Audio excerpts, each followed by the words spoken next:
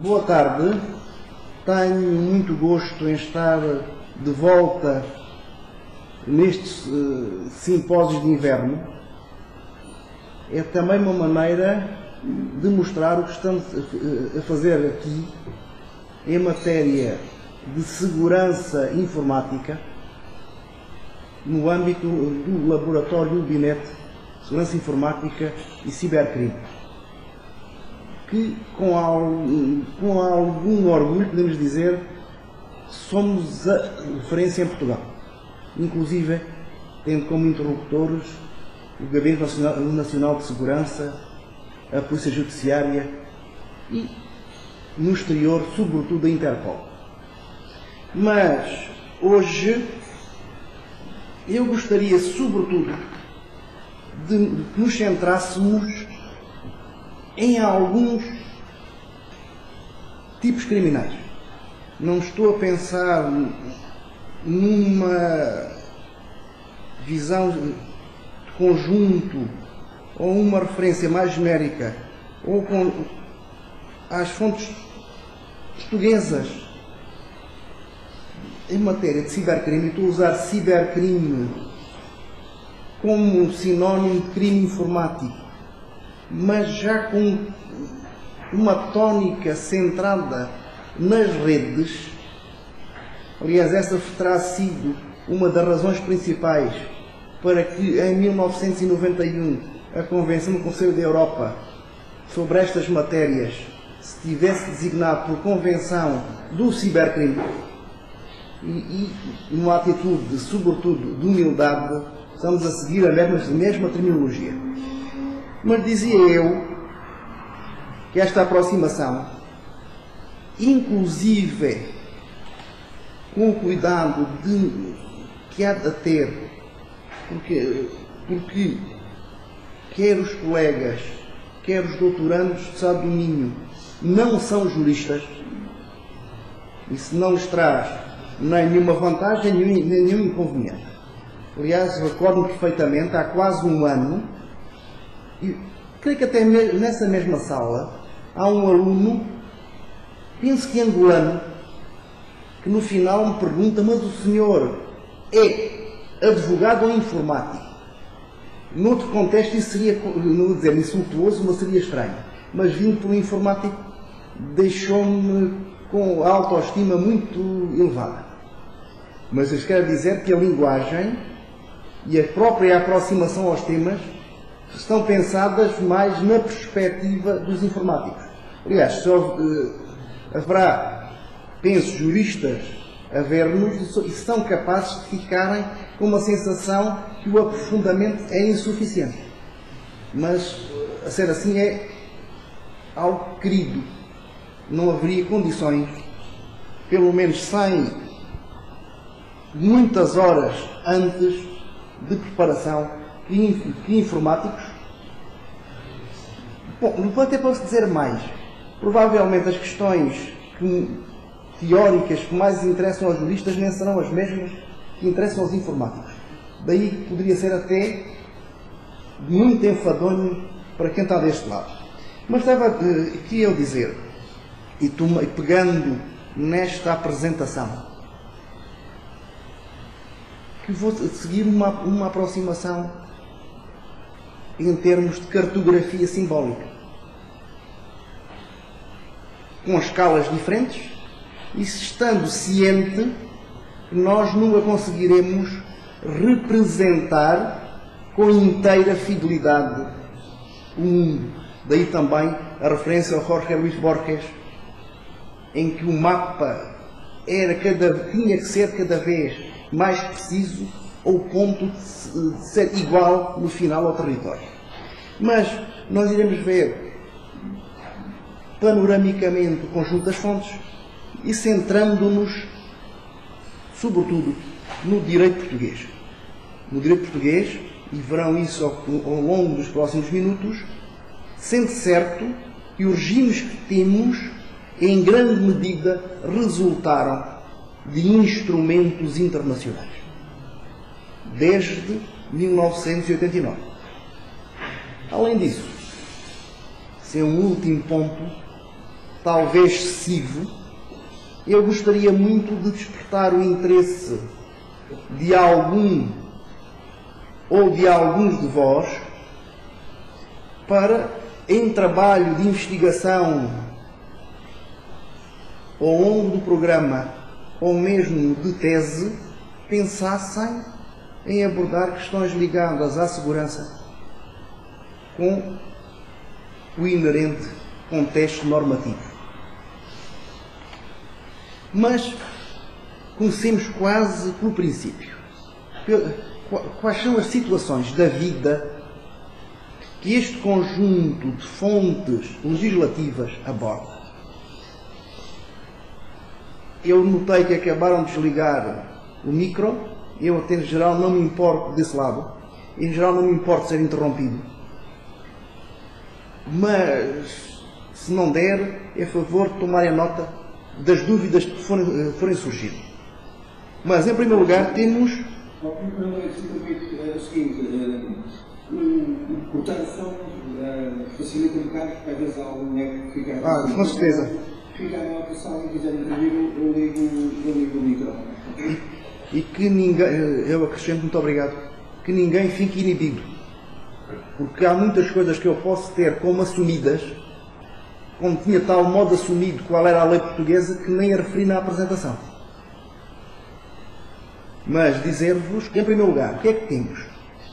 Situações de acesso não autorizado por lei, acrescentando lei com a intervenção do magistrado, do juiz das liberdades, ou pelo titular do sistema ou de parte do sistema, o acesso não aos sistemas, mas a redes, e ainda o desenvolvimento de tecnologia destinada a permitir quer o acesso, quer as práticas. E aqui o que é que resulta em linguagem mais comum? Em primeiro lugar, o hacking.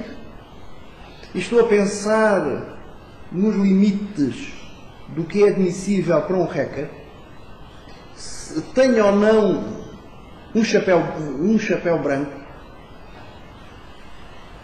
E aliás podemos começar até a pensar que conforme os países o que é admissível não é igual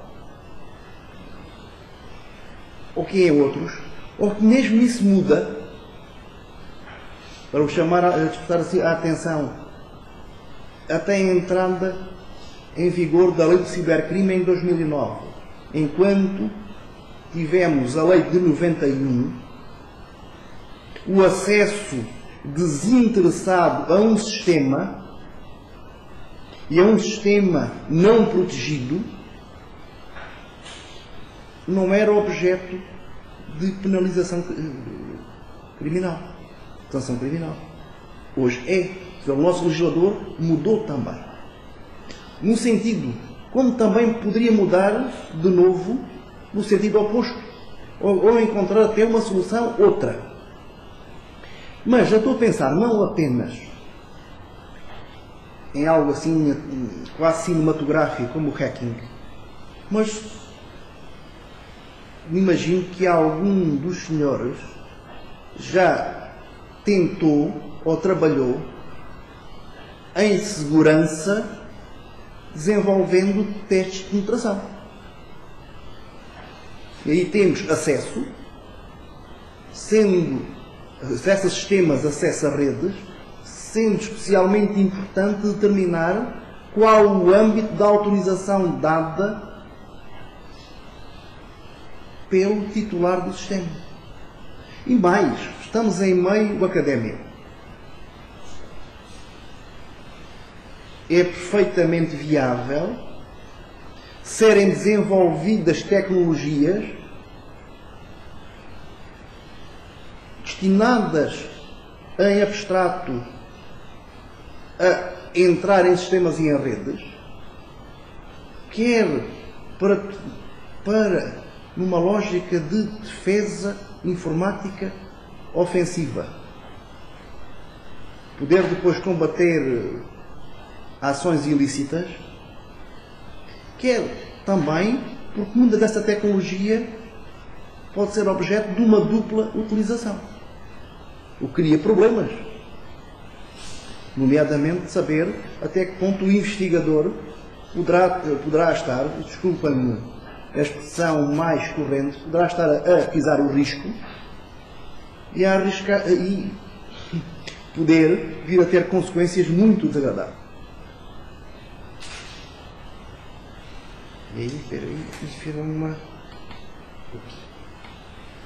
Bom, em todos estes regimes, independentemente de se tratar de um sistema ou de uma rede, e eu aqui estou a pensar, eu fiz uma pequena correção no título do seminário, face àquilo que tinha combinado com a professora Ana Batista, porque estamos a pensar em redes abertas. Se pensarmos numa rede de computadores controlada por um único, podemos dizer assim, controlada por um único centro, ou que não permita o acesso a terceiros, se nós estamos para a lei, estamos num sistema. Ok? O problema coloca-se quando a informação circula em redes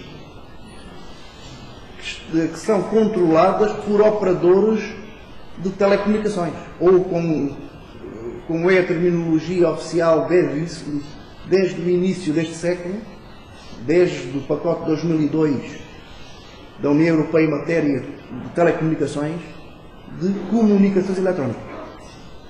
Mas estava a dizer-vos que aqui temos a segurança como centro. Mas a segurança dos titulares utilizadores dos sistemas e das redes, mas também a segurança em sentido global.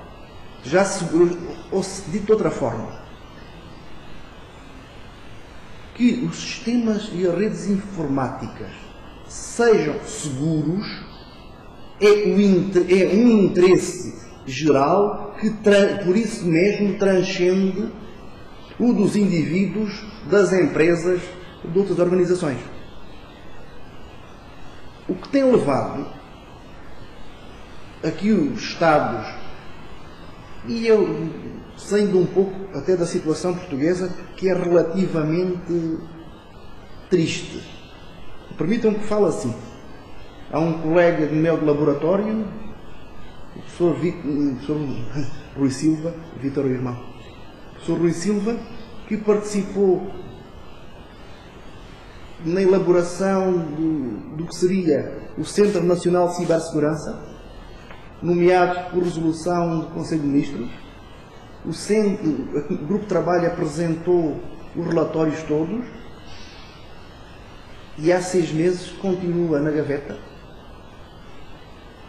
A comunicação social tem-no referido, porque está em volandas entre o Presidente do Conselho de Ministros, Gabinete Nacional de Segurança e o Gabinete do Sr. Ministro Adjunto de Assuntos Parlamentares. Terá também alguma ligação, não tanto à informática em sentido estrito, mas à comunicação, nomeadamente através de alguém que nos últimos dias tem sido bastante mediática. Mas isto neste país acontecem coisas.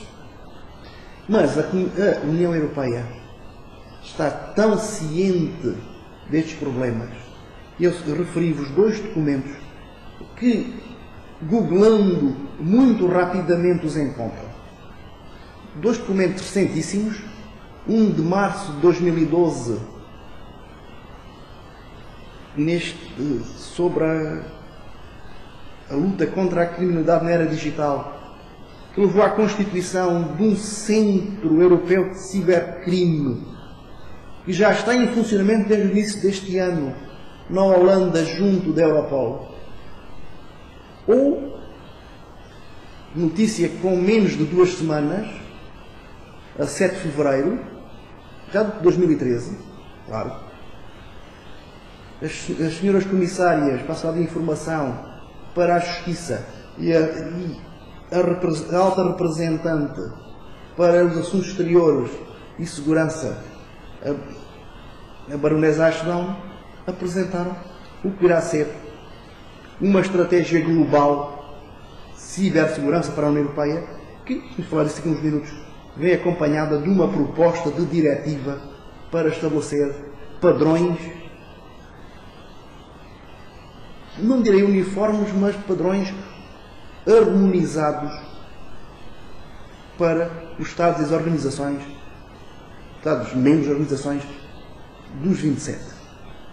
Em qualquer caso, o que temos sempre, e eu não consigo resistir a uma expressão em latim, nós temos aqui sempre um ius excludendi, quer dizer, uma faculdade de impedir que terceiros, sem a nossa autorização, ou excepcionalmente, eu não quis entrar por aí porque temos outra conferência, excepcionalmente, quando os terceiros sejam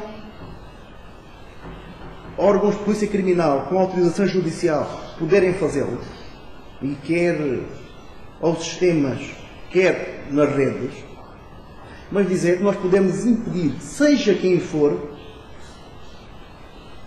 pelas razões, independentemente das razões que eles tenham, esses terceiros, de entrar no nosso sistema, na nossa rede.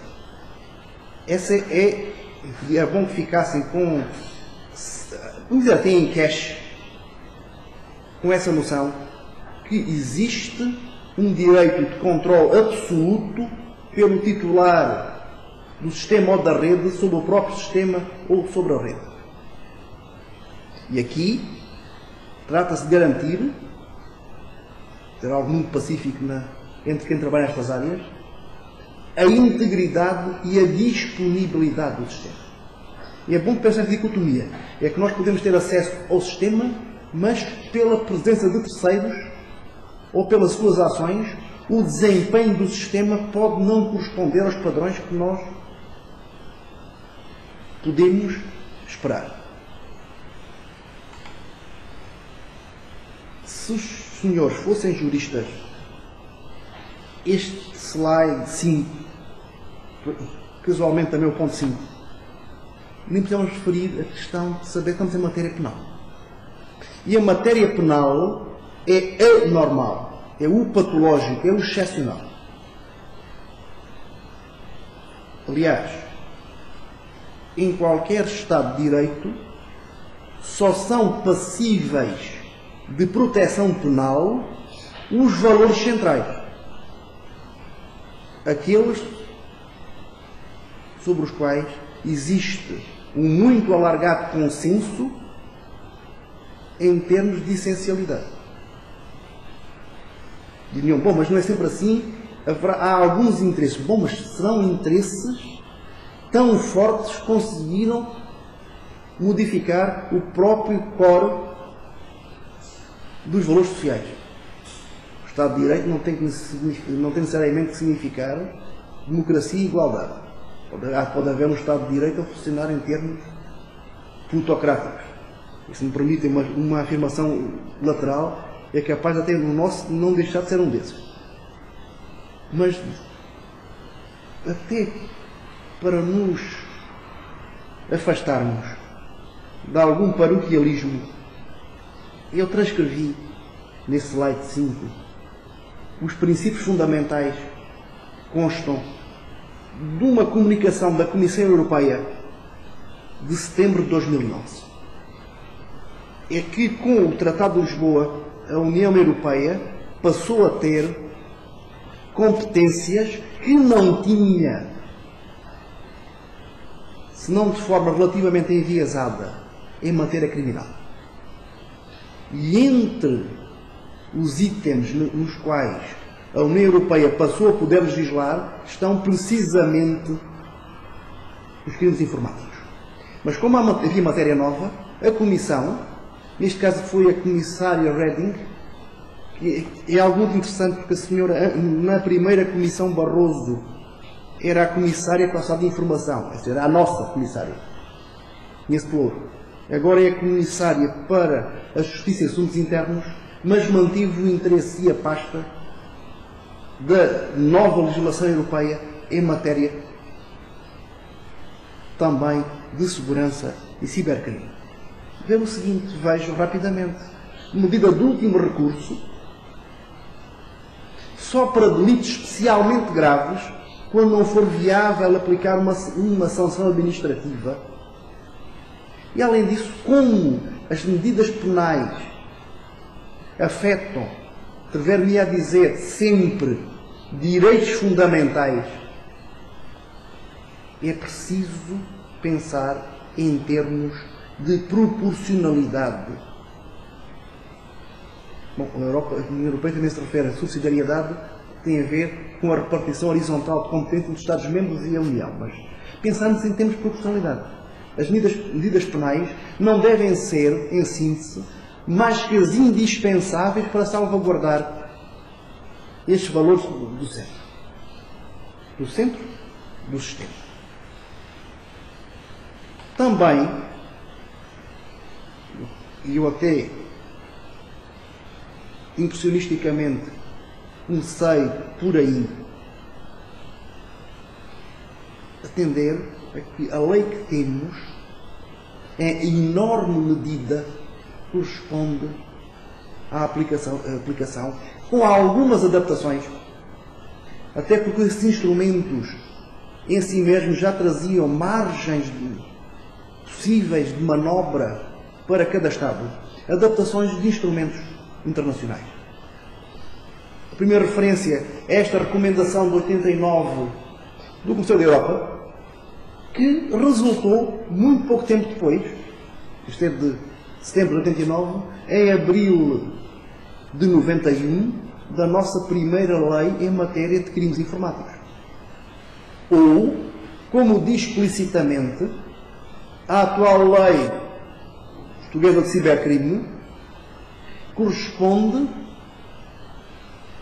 à adaptação, nós quase podíamos dizer um upgrade, e nem sequer seria estranho uma atualização, um adjornamento da lei de 91, tendo em atenção quer a Convenção do Conselho da Europa sobre Cibercrime de 2001, quer depois uma decisão quadro da União Europeia de 2005 relativa a ataques contra sistemas de informação.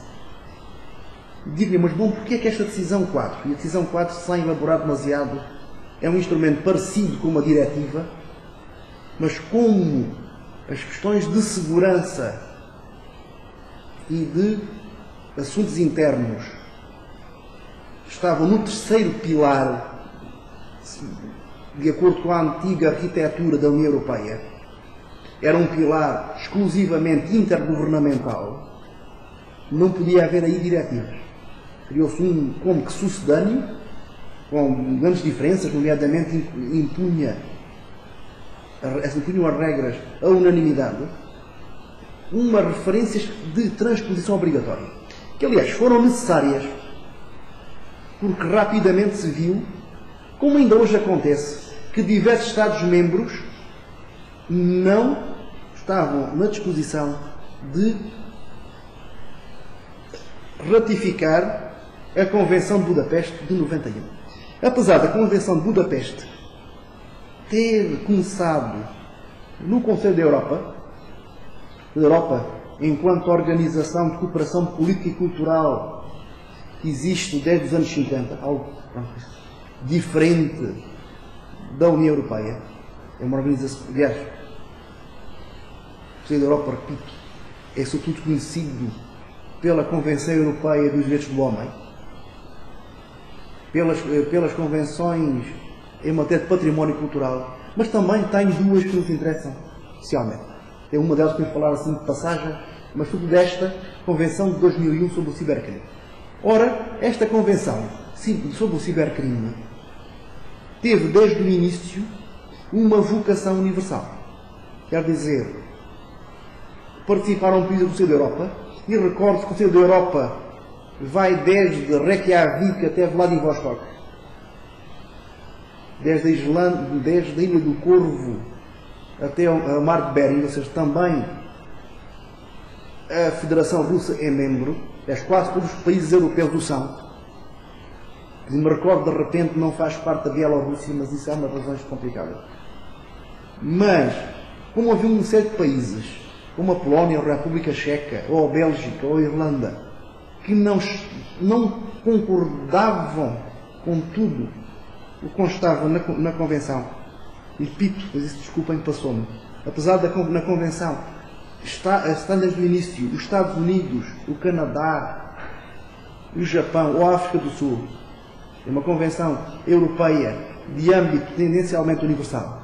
Mas como estes países não estavam, foi preciso criar um plano B. E o plano B foram decisões quadro, que nós importam-nos esta de 2005. Continuando.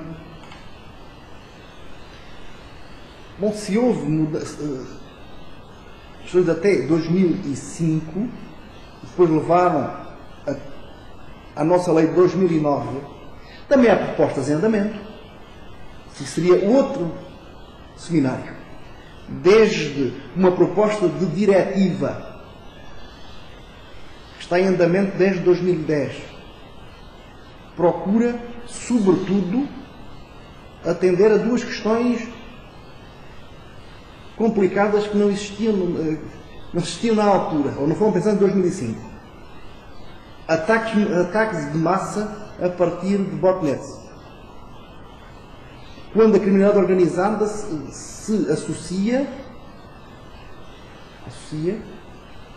à informática. Ou até questões ligadas à computação em nuvem. Muito poucos anos depois, a União Europeia entendeu que era tempo de fazer uma nova atualização.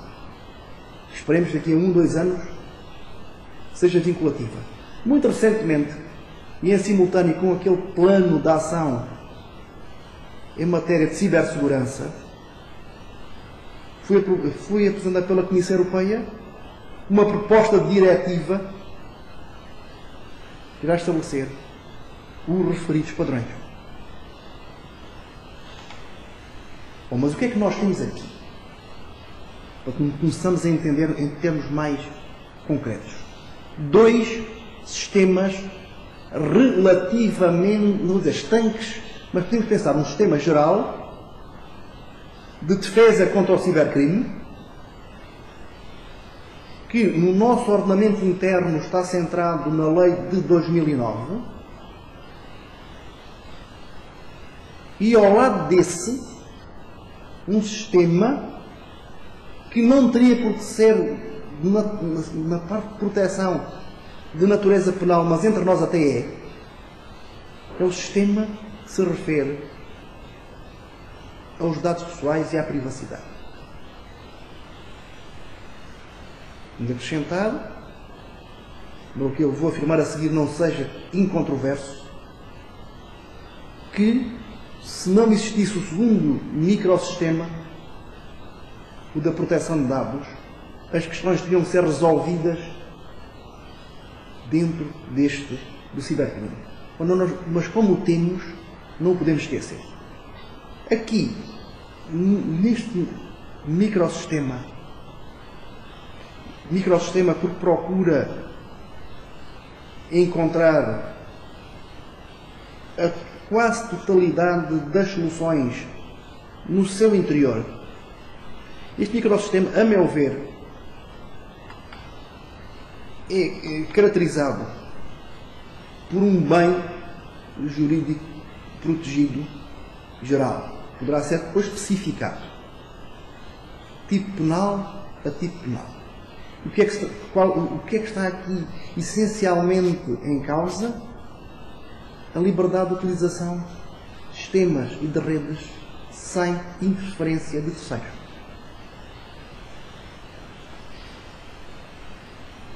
Qual será a base normativa fundamental de tudo isto? Em primeiro lugar, estamos em Portugal, Constituição da República, tudo artigo 27.1, direito à liberdade e à segurança, mas também, porque muitas vezes nós esquecemos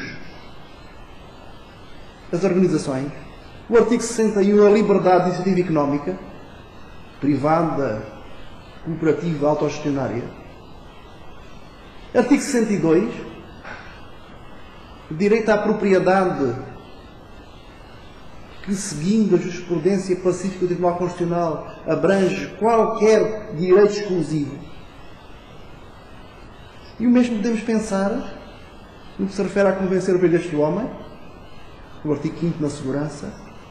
Temos ido depois para o protocolo adicional sobre propriedade, mas não é necessário, ou para a Cartas Fundamentais da União Europeia. Neste caso, como temos um outro microsistema, não precisamos pensar em termos de proteção da vida privada e não interferência nas comunicações. Já veremos isso. O que é que temos aqui de crimes? Um primeiro, o acesso ilegítimo. O acesso ilegítimo será a base de tudo, ou seja,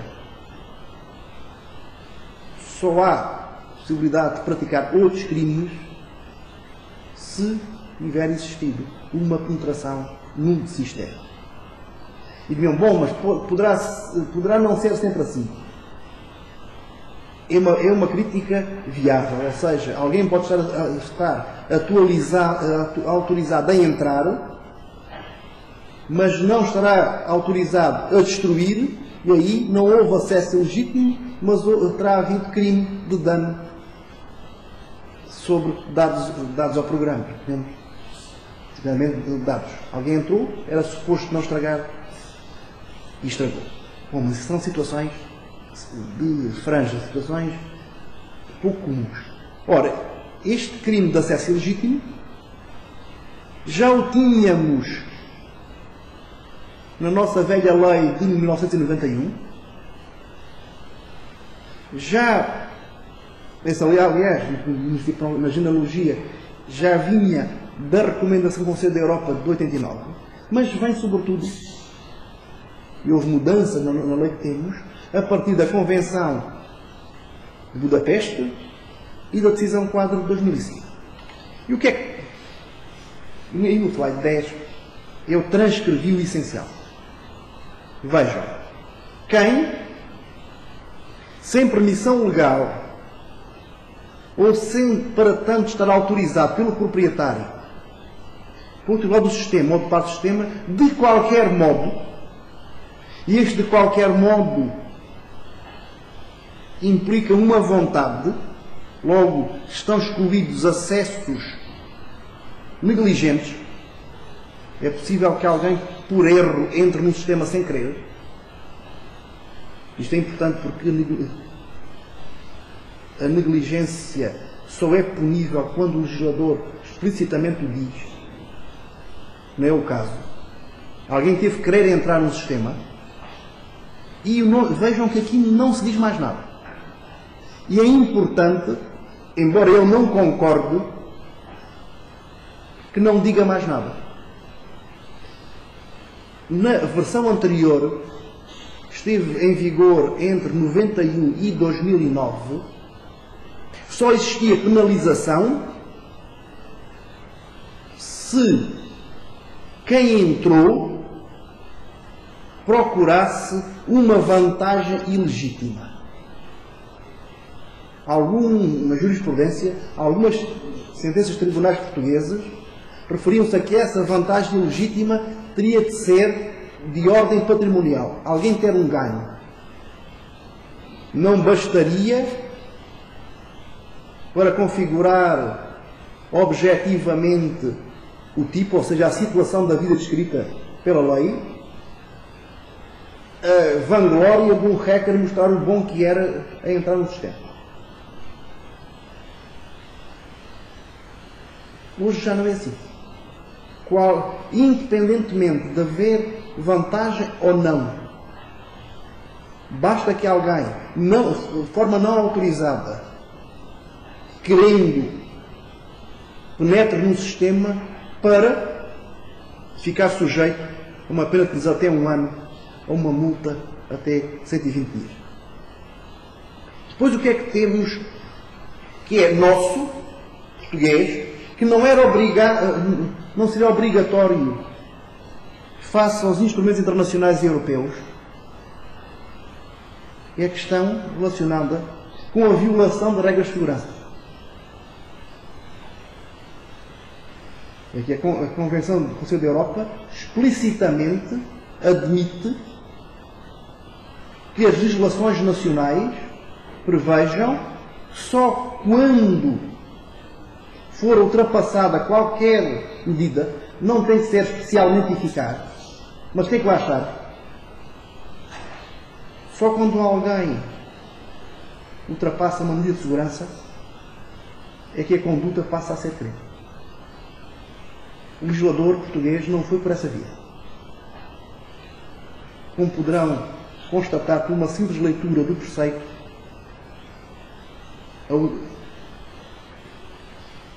a violação de regras de segurança só serve para tornar o crime qualificado, ou seja, mais grave. Veja um sistema não seguro e alguém entrar querendo dar-me uma sanção, prisão até 1 ano. Se alguém ultrapassar mecanismos de segurança, regras de segurança, vai até 3 anos. E vejam, no número 4, nós encontramos algo até quase arqueológico. Esta ficou por trás. Já estava na lei anterior. Por exemplo, este artigo 4, número 4, linha B do artigo 7 da Lei de Civil Crime diz que a pena de prisão é de 1 a 5 anos quando o benefício ou vantagem patrimonial ou fisco forem de valor consideravelmente elevado.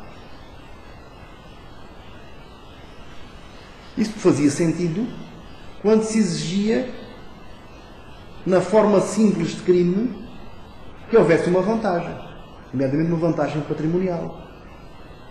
Quem teve uma grande vantagem, leva mais se for apanhado. É também, em 2 aspectos, tentativa é punível, desde seja tecnicamente verosímil. Se alguém tentar entrar num sistema informático com uma chave de fenda na mão, seguramente não estaremos diante de uma tentativa de acesso ilegítimo. É tecnicamente inviável fazer isso. Ou com um regador, para dar um exemplo absurdo, completo. Alguém regar um computador para entrar dentro do sistema. Isso é uma tentativa impossível. Poderá até levar a um dano do equipamento, mas isso é outra coisa. Para além disso, vejam que aqui estamos diante de um crime semipúblico. As autoridades só agem mediante queixa. Isto leva a que esteja na mão dos titulares do sistema denunciar ou não denunciar. Até porque pode não lhes interessar. Eu dou um exemplo muito concreto já na lei. Na sequência da Diretiva de 2009 em matéria de segurança nas telecomunicações, tivemos uma alteração à nossa lei também de proteção de dados nas comunicações eletrónicas, que saiu em agosto, e que estabelece, designadamente, quando, por incumprimento de regras de segurança, houver acesso por terceiros às nossas contas por eletrónico, os prestadores do serviço terão de informar os titulares das contas, terão que informar os clientes, que é algo que eles não têm a mínima vontade. Se um sistema for hackeado, veja aí uns assentimentos em linguagem corporal, se um sistema de um prestador de serviço de correio eletrónico for hackeado, eles estão desejando é que não se saiba. Vão procurar a falha, vão tentar resolvê-la o mais depressa possível, mas é a sua credibilidade técnica, até empresarial, que fica em causa se souber. E foi isso que a lei europeia e depois a portuguesa, nessa sequência, diga-se de passagem, com pouca vontade do governo português, chegou inclusive a estar sujeito a um processo por incumprimento por parte da Comissão Europeia, mas finalmente transpôs a diretiva. Mas é isso que a lei quer.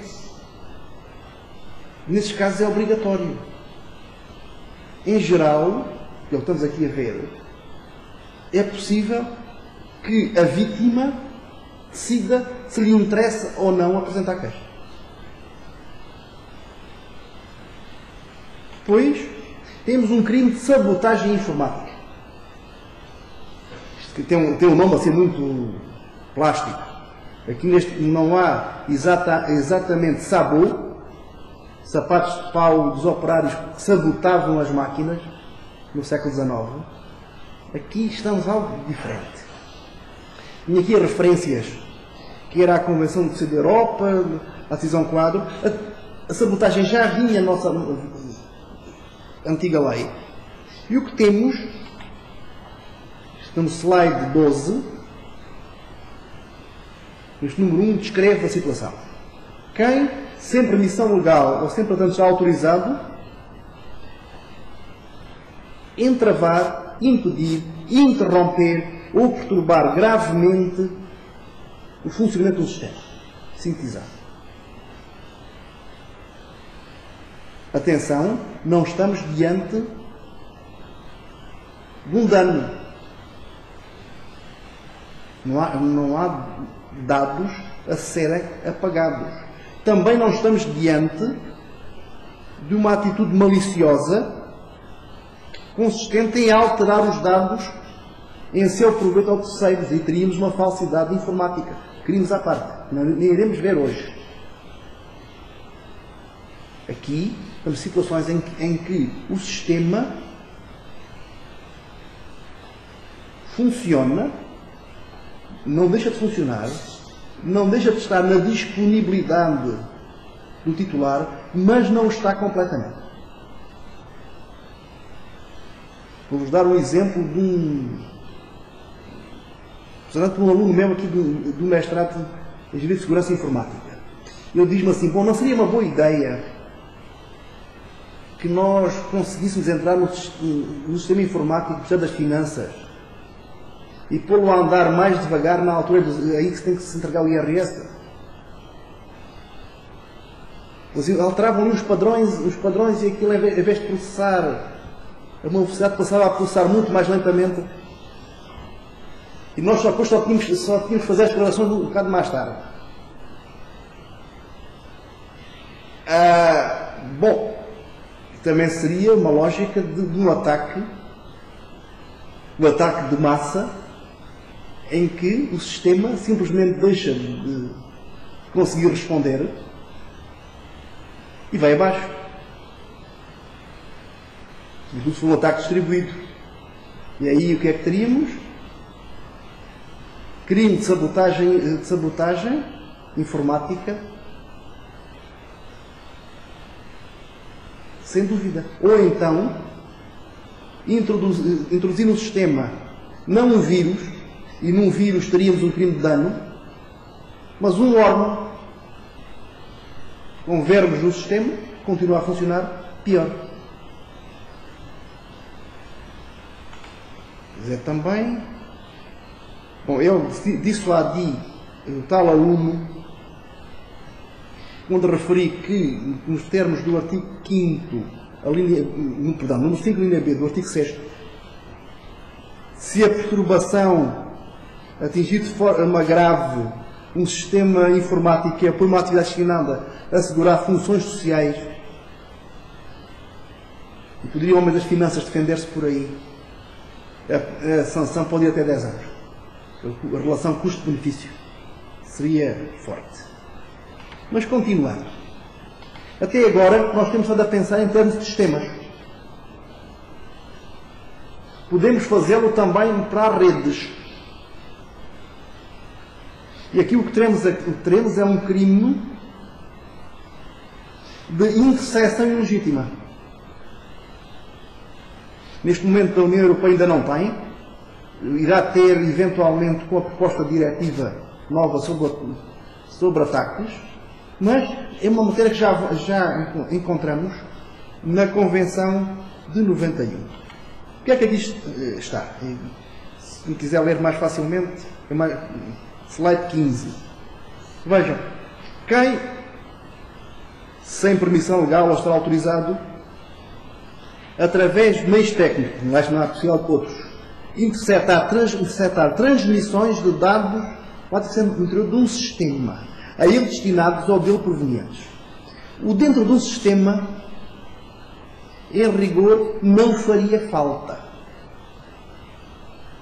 Mas o legislador quis tapar todas as possibilidades. Inclusive é uma que é referida explicitamente na Convenção de da Europa, mas o nosso legislador entendeu que não fazia falta. Que era captar a informação do exterior atendendo à radiação eletromagnética. Que o sistema emite dados e alguém tem tecnologia para captar a informação sem entrar exatamente no sistema. Digo que o legislador tenha também feito esta referência, que de outra forma passaria estranha a transmissões de dados no interior de um sistema. Pois ainda temos um outro tipo penal. É um tipo penal que a Convenção de Cibercrime trata unificadamente, que é o da utilização indevida de dispositivos técnicos. Mas o nosso legislador preferiu, até por razões que se ligam à medida da pena, que não é igual em todos os casos, preferiu distribuir por uma série de tipos. É quase uma constante que o número 2 do artigo seja sempre uma redação praticamente igual, ou mesmo igual, que se refere a estes instrumentos tecnológicos. Entre nós já os encontrávamos antes da lei de 2009, quer para os instrumentos que podiam eliminar sistemas de proteção protegidos por direito de autor. Mecanismos técnicos destinados à proteção. Estou a pensar em DRMs. Foi penalizado em 2004, quando da transposição da diretiva sobre o direito de autor, só de informação, diretiva essa que da qual há um ano falámos bastante também num contexto análogo, mas o legislador, para além de permitir que as editoras ou os fabricantes de software introduzissem DRMs, para um software, desculpem, foi um lapso da minha parte, fabricantes de bases de dados, temos de ser rigorosos, introduzissem DRMs, penalizou a remoção e penalizou também a importação, distribuição, até posse de meios técnicos que permitissem essa mesma remoção. É bom também não esquecer que o nosso Código Penal, cuja versão atual de base é de 95, já fazia algo semelhante relativamente aos instrumentos que permitem ou permitiriam escutas telefónicas. Quer dizer, ter meios de escuta sem se tratar de órgão de polícia criminal em si mesmo é crime, passe ao artigo 276 do Código Penal. E neste slide 17, provavelmente já estarão a ver, vemos sistematicamente para o acesso ilegítimo, para a sabotagem, para a interseção ilegítima.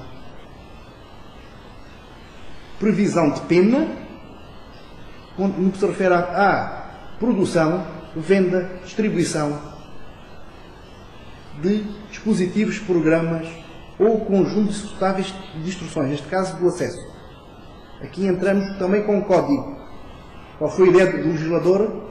Vírus. Vírus enquanto meio, tendo acesso a algumas linhas, códigos, meios que permitem o acesso a um sistema, ou a partir ou colocando lá dentro o dispositivo, que este dispositivo nos transmita informação sobre o sistema. Aliás, essa também foi uma das novidades da lei de cibercrime. E eu vou-me até arrogar ter tido algum papel nisso, pequenino. Pelo menos de argumentar para convencer os responsáveis do Ministério da Justiça. Diz-se que há algumas empresas de software, nomeadamente uma, onde aliás tenho uns quantos amigos, que ainda continua a dominar o mercado de sistemas operativos, que é a Unimédio Porto. Não preciso fazer o design com certeza. Estariam, a quando da instalação de novas versões de sistema operativo, a verificar se no sistema do cliente existiriam programas seus não licenciados. E a partir dessa auditoria, vamos dizer assim, não autorizada, ou não autorizada expressamente, os dados serem enviados automaticamente para a SETA. Para depois, em termos eventuais, proceder judicialmente. Ou pelo menos pedir cobrança das licenças. É algo que entre nós passou a ser explicitamente penalizado. E eu assinalei a questão das palavras ou introduzir, porque é algo também muito polémico. É porque em rigor parece que não faria falta. Porque o acesso já supõe pelo menos a introdução. Não tinha que ser uma introdução em tempo real, poderá ser uma introdução, vamos dizer ao contrário, que a introdução supõe o acesso. Não ser o acesso não tinha que ser do ser humano naquele momento, o acesso poderá consistir em colocar dentro do sistema ou da rede um dispositivo que depois permite devassar o seu conteúdo. No entanto, aqui devemos pensar com a introdução. É que o legislador quis ir mais longe. Quis ir mais longe, nem todos em Portugal concordam, porque quando estamos diante de dispositivos, já não se trata de crimes semipúblicos. Não é necessário. E os crimes semipúblicos, recordem, é necessária a queixa. Aqui estamos dentro de crimes públicos. Independentemente da queixa, já há crime e já há possibilidade dos órgãos de polícia criminal, estou a pensar sobretudo na polícia judiciária, agir. Para além disso, isso quer dizer, desculpem, me escapando, que o legislador entende que a utilização nessas várias vertentes dos dispositivos é especialmente grave e afeta interesses que vão para além dos interesses do titular do sistema ou da rede. É o interesse geral que já está em jogo. Diferentemente também é que nestes casos, sem começar a execução ou do acesso legítimo, ou da sabotagem, ou da interferência,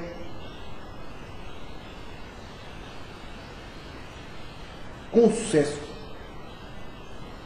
não há crime. Aliás, enquanto nos outros, nas formas simples, a tentativa é punível, aqui não.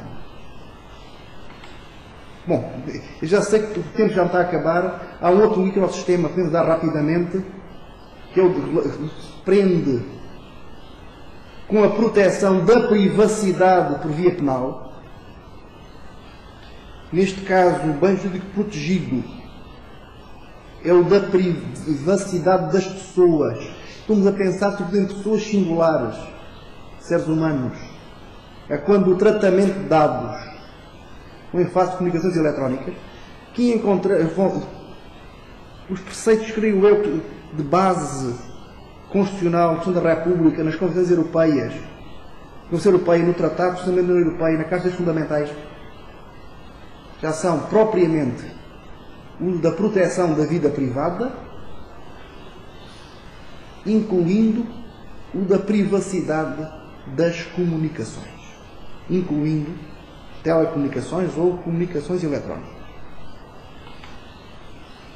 E aqui, rapidamente antecedentes, Convenção do Conselho da Europa, a Diretiva de 81, das pessoas relativamente ao tratamento automatizado de dados de caráter pessoal, que prevê sanções a estabelecer pelos Estados-parte, não diz quais, terão de ser eficazes.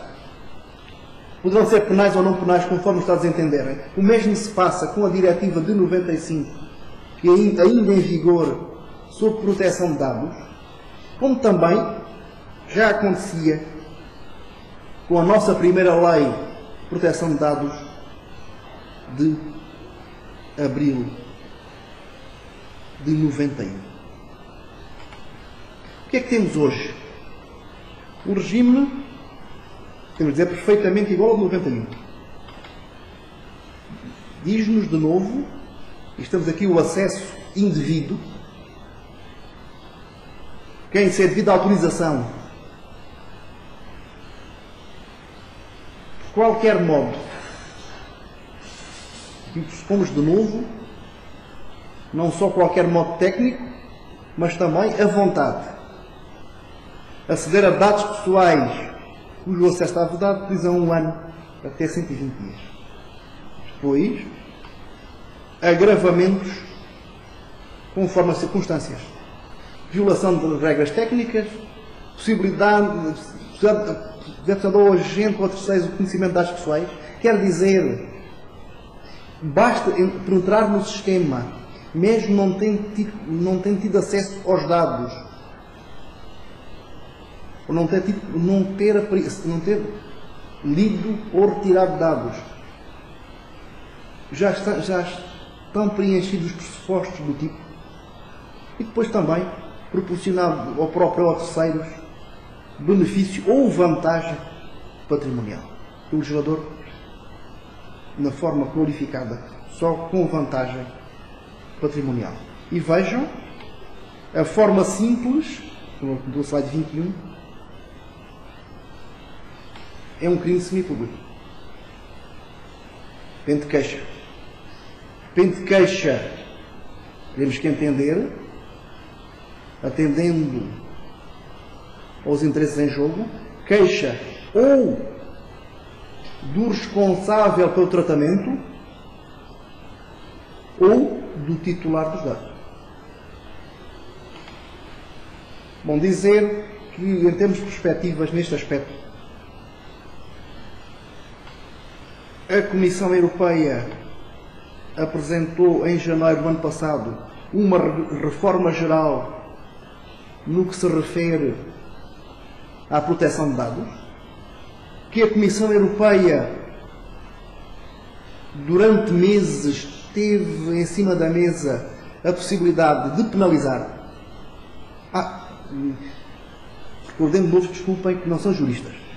É que o regulamento, quando for adotado pelo Conselho do Parlamento Europeu, irá substituir integralmente as leis nacionais.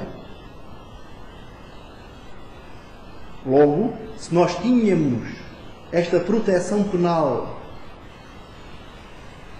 na nossa lei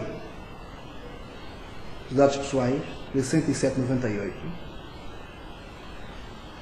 é possível, com a aplicação, com a aprovação, a adoção do regulamento, deixemos de a ter. E dava a dizer-vos que durante meses a Comissão Europeia, inclusive limitou a reportar uma comunicação aos outros órgãos de novembro de 2010, estava em cima da mesa a possibilidade de a proteção penal dos dados ser extensiva à União Europeia, toda a União Europeia. Mas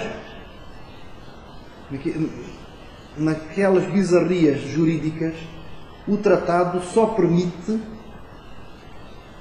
que sejam diretivas a intervir em matéria penal, não regulamentos. A Comissão teve que optar entre ou um instrumento único que uniformize a matéria de proteção de dados em todos os Estados-membros, ou uma diretiva que harmonizava sem uniformizar, mas contendo regras penais. A Comissão optou pela primeira alternativa. Logo, ou seria pensável que deixemos ter proteção penal em matéria de dados. Aí o que levaria é que este acesso indevido seria protegido de forma menos completa através de um crime de acesso ilegítimo que o consumiria. Bom, mas já estou eu a fazer alguma previsão.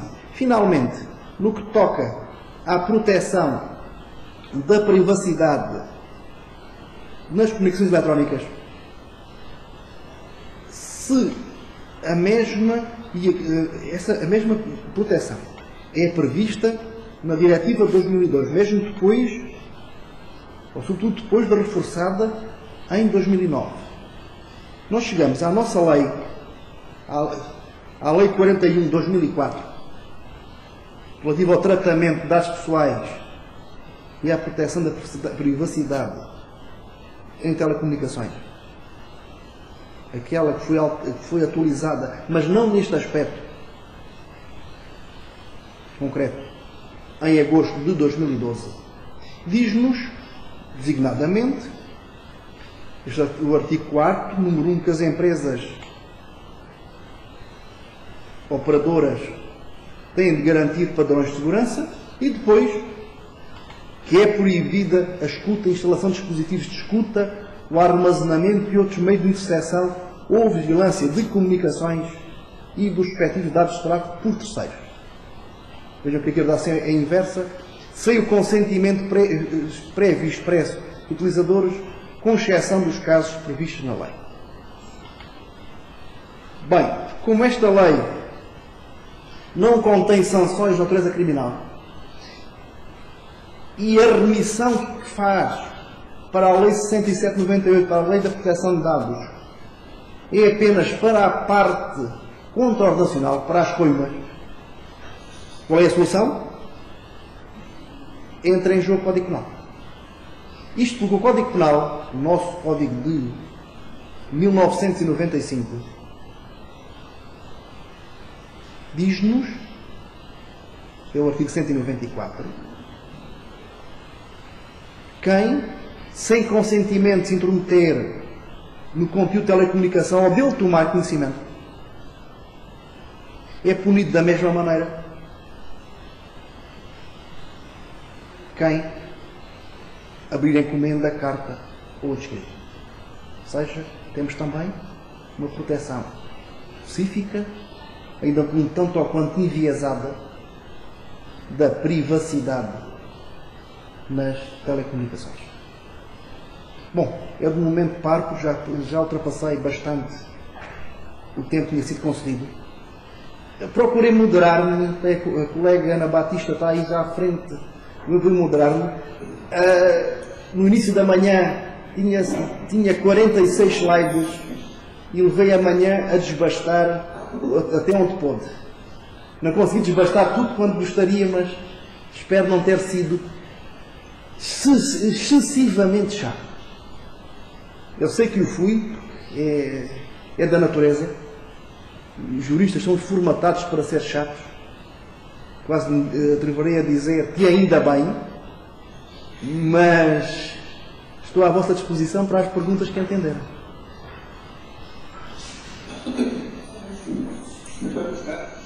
Questões que colocarem?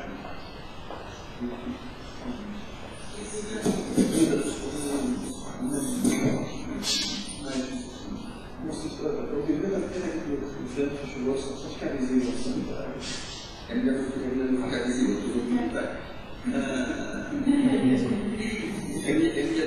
eu não ficar visível. Eu estou a ouvir muito bem. Eu não estou a vê-lo, mas suponho que esteja aí. Não é?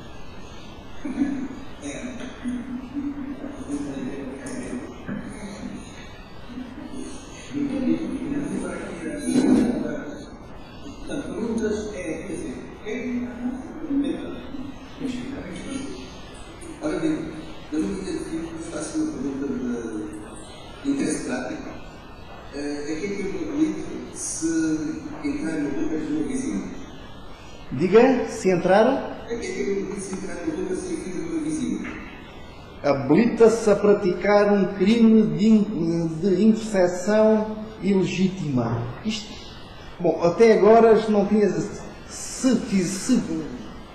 a pensar nas gracinhas que as pessoas fazem. Estou a pensar na parte técnica completa. Está a entrar no router do vizinho porque quer. Eu não me estou a. Pois, é porque o que é mais comum. Sim, no PR. Mas é o que é mais comum. Agora menos, porque o caso está protegido. Mas era, há uns anos, 2, 3 anos atrás, era muito frequente, em meio urbano, haver muitas redes não protegidas.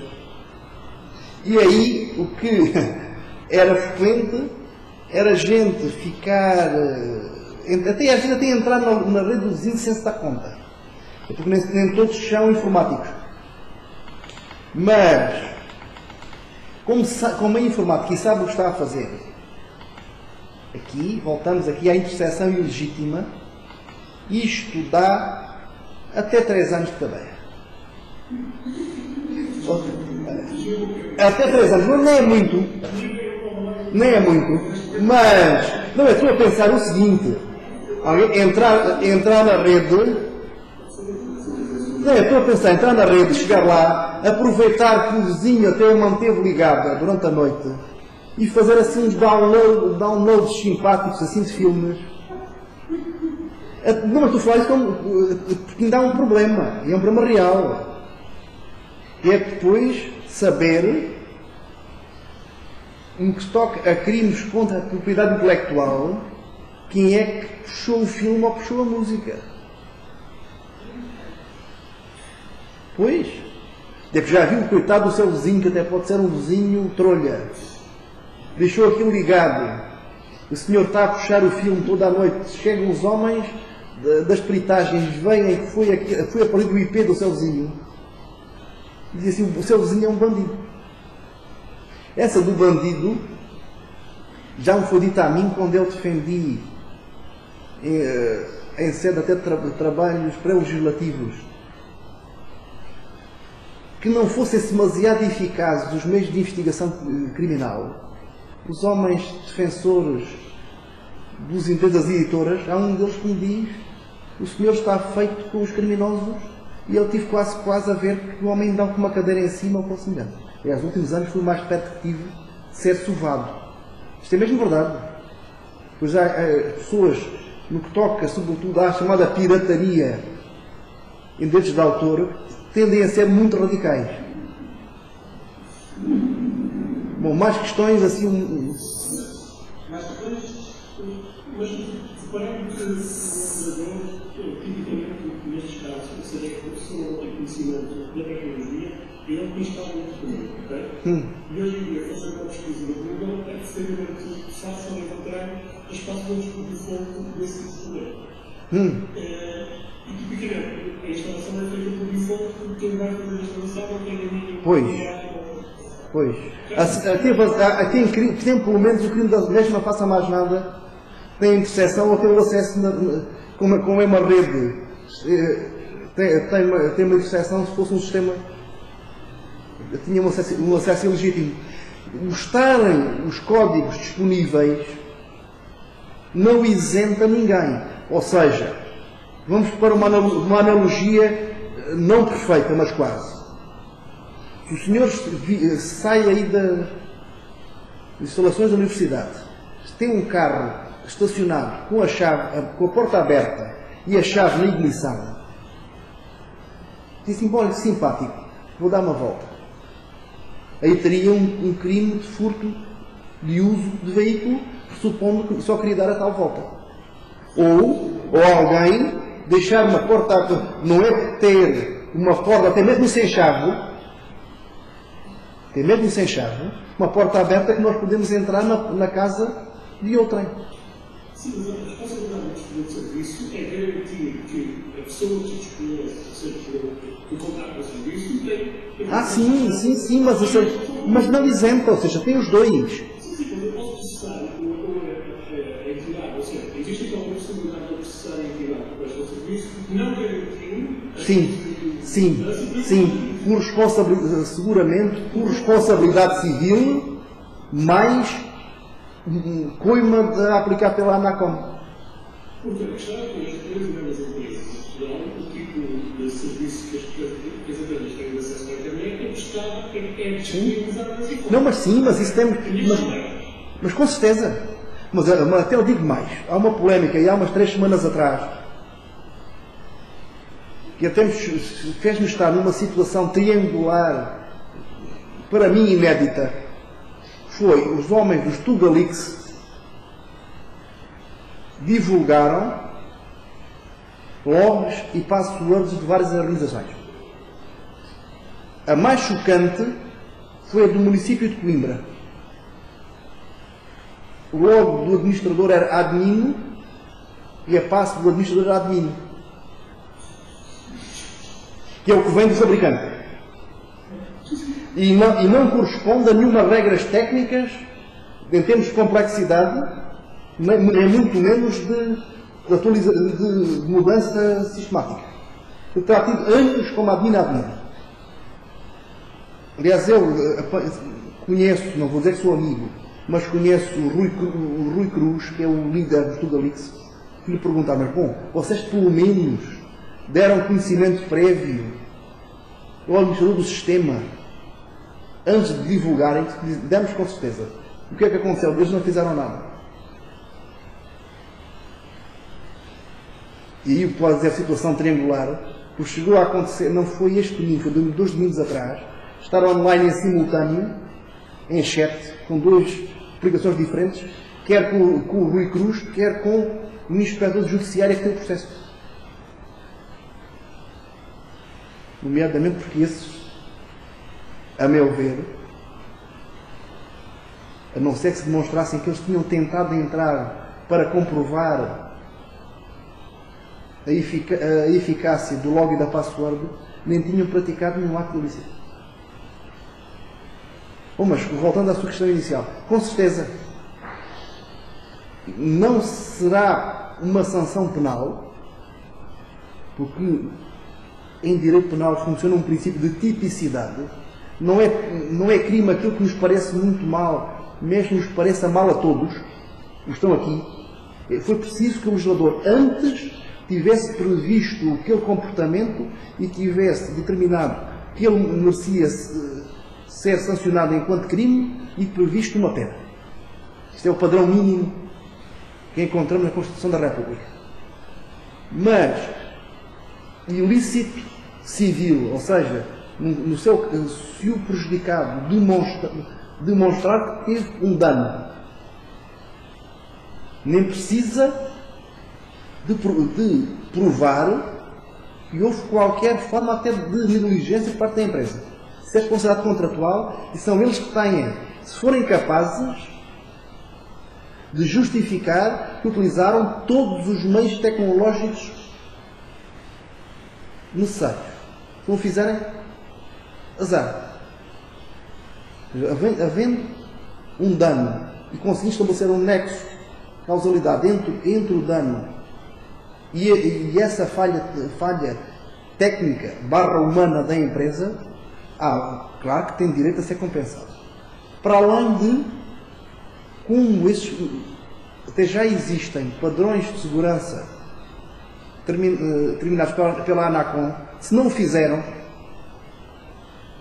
estão sujeitos a crime.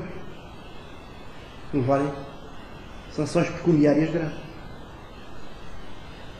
Ou mais alguma questão?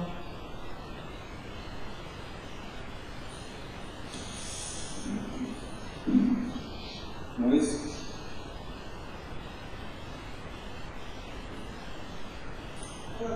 Lá. Olha, eu queria perguntar uma coisa. Eu não percebia uma coisa que uma resposta que tiveste aos alunos. Eu não percebi, não tenho certeza se ideia. Pareceu-me perceber que disseste que o Tudorite não cometeu nenhum crime. Nesse caso, seja, ao divulgar, sim, é porque nós temos um problema engraçado em Portugal que eu não me tinha dado conta. E como o inspetor-chefe da Judiciária, também é nosso docente aqui no mestrado, o inspetor-chefe Rogério Bravo, que é o homem da Brigada Cibercrime. Vamos a ver que a legislação portuguesa toda em matéria de segredo e divulgação de segredos pressupõe um vínculo entre quem divulga o segredo e a organização. Ou seja, o legislador... Sim. O legislador, mas isto é assim no Código Penal, é assim na Lei do Segredo de Estado, é assim em matéria de segredo sigilo bancário. O legislador o que é que pressupõe? Que há uma informação reservada, secreta, só alguns têm acesso, e se algum desses filtrar a informação, leva uma sanção em cima. O legislador não pressupôs que alguém de fora pudesse obter a informação. Isto é um bocadinho risível, mas a Judiciária também não encontra a solução para ele. Se devia ser diferente, talvez. O legislador não pensou que desse bom... Não é que depois há uma análise, depois há problemas de prova. Alguém entra no sistema, obtém os dados necessários ao acesso e passa através do anonymizer qualquer. Temos aqui uns entusiastas de Tor, por exemplo, aqui na casa. Passa por lá, passa normalmente pela Suécia, para não haver retenção de dados de tráfego, porque a Suécia continua a não gostar da diretiva da União Europeia, de 2006. Passa pela Suécia, aquilo perde o rastro, e depois aquilo é publicado a alguns. E as pessoas dizem, não, nós só publicamos, nós nunca sequer tentamos entrar. Como não chegaram a tentar entrar, nem crime de acesso ilegítimo, sob forma tentada, lhes é imputável. Uma questão, que é a seguinte, relativamente àqueles casos que tiveram aos juízes sobre as secretas e sobre o acesso a e-mails, dados, etc. As secretas em Portugal não o podem fazer por si. Mas naquele caso é fazer por si, não é? Para além de ser uma prova ilícita, não poderá ter efeitos judiciais. Isso é crime. São estes crimes que nós não podemos Sim. Aliás, se forem pessoas com especial responsabilidade, isso apontará para a parte superior da moldura penal. Se é de 1 a 3 anos, neste caso até 1 ano, vimos, do acesso ilegítimo, talvez um miúdo que esteja assim a brincar, a ver se sabe de umas coisas, poderá levar uma multa pequenina para casa. Um destes levar o limite. Bom, como é até 1 ano, nunca nem chegar a entrar vai ir para a cadeia, a não ser que não pague a conversão em dias de multa. Mas do vexame não se livra. E do registro criminal. Mas é preciso que as pessoas pensem que polícias, ou CIS, ou CIEDM, não têm carta branca para vasculhar. Isso tem que ser caso a caso e com autorização judicial. Por isso que eu referi inicialmente, os próprios gostam de ser assim citados pelos juízes das liberdades. Está lá para isso. Tem que explicar porque se há indícios, pelo menos razoáveis, da prática de um crime. Não é, olha, eu quero ir ouvir aquilo. Sabemos nós que há escutas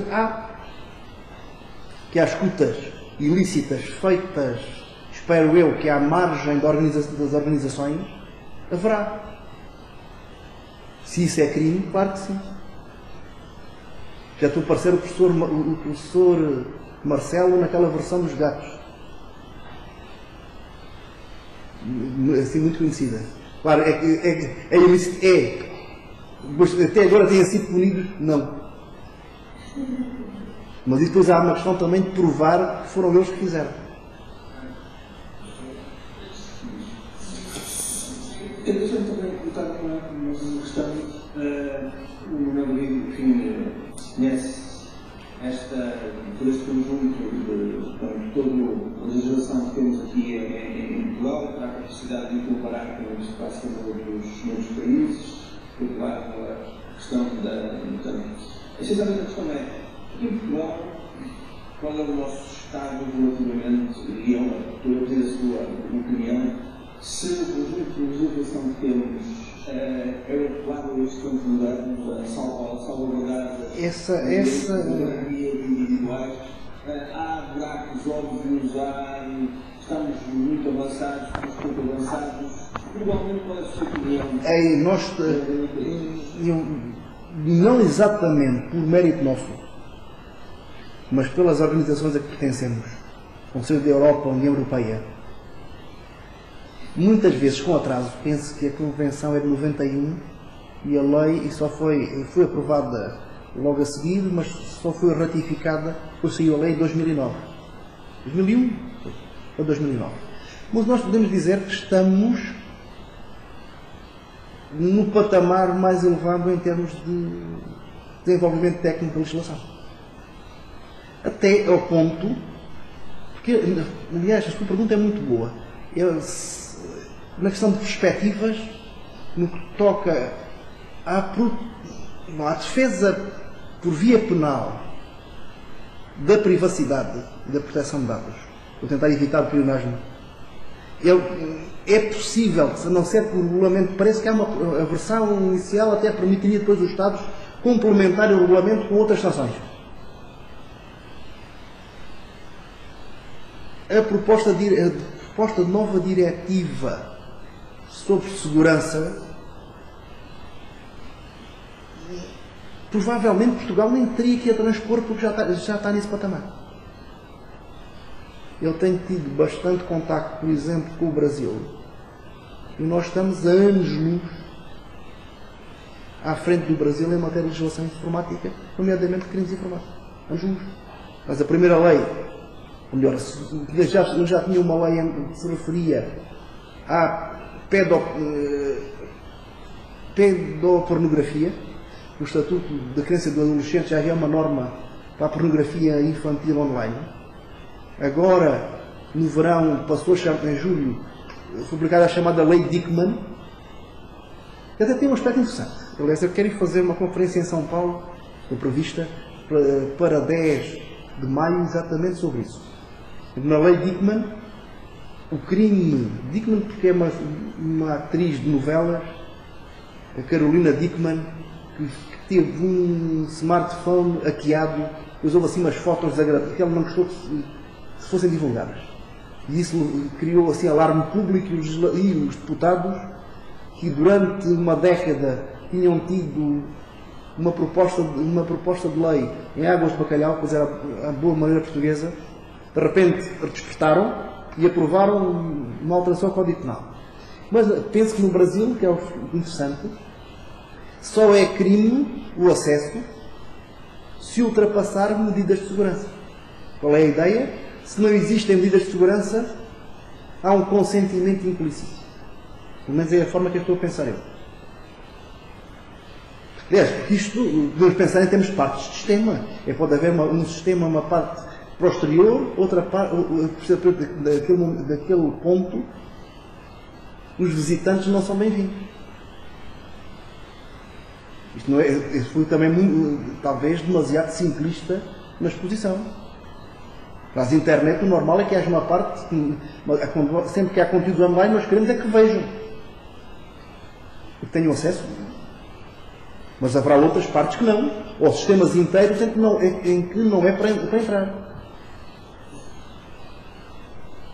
Se o sistema estiver aberto, no sentido de não ter nenhuma proteção técnica, poder-se até pressupor, e a Constituição da Europa deixa isso na liberdade de cada Estado, considerar que se as pessoas não protegeram, é porque não queriam proteger. Ok, mais alguma questão? Vamos então finalizar aqui esta sessão. Vamos agradecer ao professor Vicente por esta palestra, por nos ter proporcionado esta visão sobre estas questões mais até de natureza jurídica, mas num assunto que tem a maior imensa relevância nesta era da informação. Bom, e ele diz também o desafio a quem se dedicar à segurança. Nós, inclusive, temos muito gosto em ter um ou mais investigadores vossos no nosso laboratório até a trabalhar patentes. Até temos quem co-oriente a área de informática. Não é o meu caso, sou jurista, mas temos quem co-oriente em melhor nível possível em Portugal, ou co-oriente por razões assim de ter funcionamento académico, se algum de vós quiser desenvolver teses em matéria de segurança de sistemas e de redes. Muito bem, muito obrigado. Está bom.